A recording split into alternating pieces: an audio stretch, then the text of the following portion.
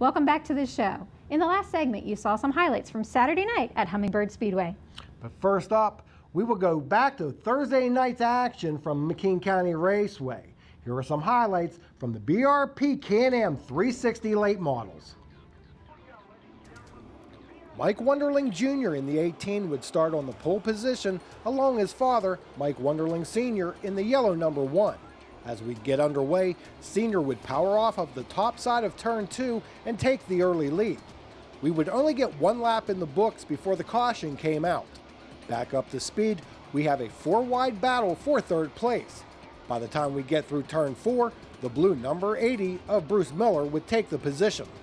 A few laps later, the 11 of John Waters would pass Miller to move into the 3rd spot. Eventually, Miller would move back into 3rd place and close on the leaders. With 3 laps to go, Mike Wunderling Jr. passes his father to take over the top spot and goes on to take the checkers in the BRP Can-Am 360 late model event. Congratulations on your win, Mikey.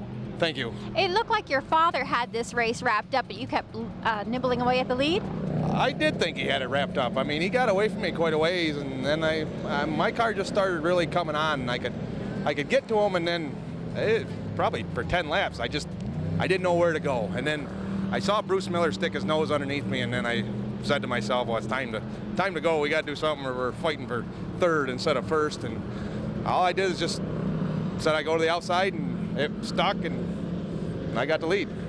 Now, for people that don't know this series, what can you tell us about it? It's a 360 late model series. It started out years ago here with just called a super stock, and then Gary Montgomery transformed into a series racing, and it's a chassis car with a stock stub on it.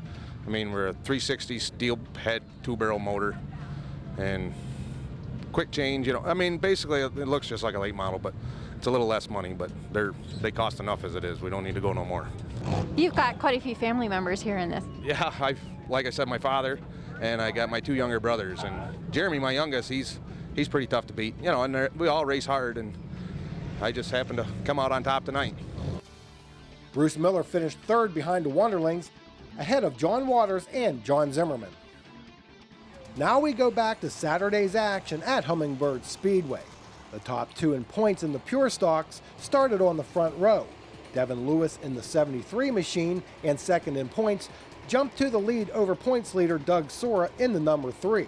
Corey Silvis in the black number 8 goes high, wide, and handsome as he races for a top 5 position. Early in the 15-lap race, Sora was able to pull even with Lewis at times and stayed within a couple of car lengths. But down the stretch, Devin Lewis increased his lead over Sora on his way to picking up the victory. Congratulations on the win, Devin, and you got to gain a few points on Sora in that championship run.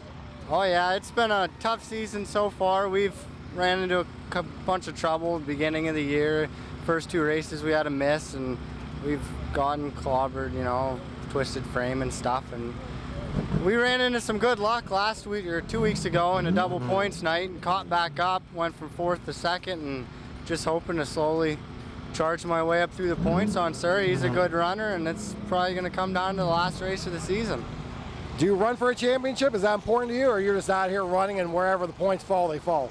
I've been trying to run for a championship. I've been doing it, trying for a couple years now, and I never really got to win a championship before, so, I've been gunning pretty hard for this one this year, Sora held off Mike Anderson for 2nd. Sean Munoz came home 4th ahead of Mike Miller. The front-wheel drive 4 cylinders ran 2 feature events Saturday night, with Matt Bryant taking the regularly scheduled feature, while Corey Reitz garnered the win in the makeup event. Well, how about that? We go to 2 different racetracks this past week, and at each one, a father and son end up duking it out at some point during the races for the win.